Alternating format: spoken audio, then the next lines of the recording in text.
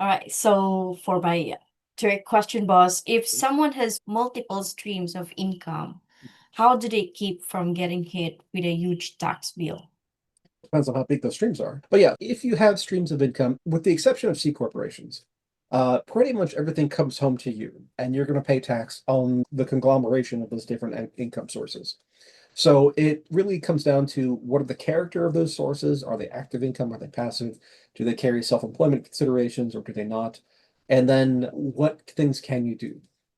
In the secondary world of what I call the exotics, there's a million different strategies out there. People will take your money in order to generate different tax positions, but fundamentally, they all require you to have economic risk in order to offset things. There's things like that you can do, but it's in the aggregate.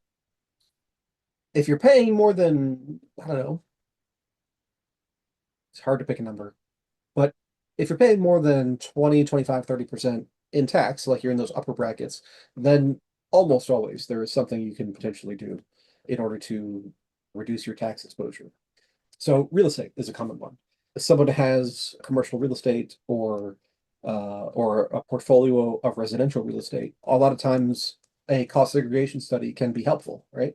Because you can bring depreciation that you would have had over a long period of time into the current year and then expense that against the income that's being generated now. As in case I didn't mention it before, part of the big beautiful bill is to make 100% depreciation, bring it back, and the Senate version makes it permanent rather than giving it another 5 years. The Senate version also has the if you invest in building manufacturing facilities in the US after the passage of this thing, then you can actually expense everything in year one, which is crazy.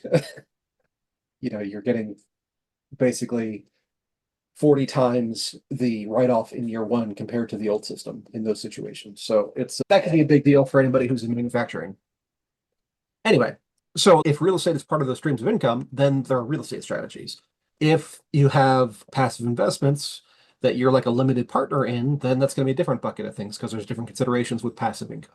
If you are an active member of a company, whether it's your company 100% or maybe you own 50% or whatever, then there's a different bucket of considerations with those. It really depends on the mix and depends on the totals as far as the things that you have available to yourself. But yeah, it's just a whole lot of it depends.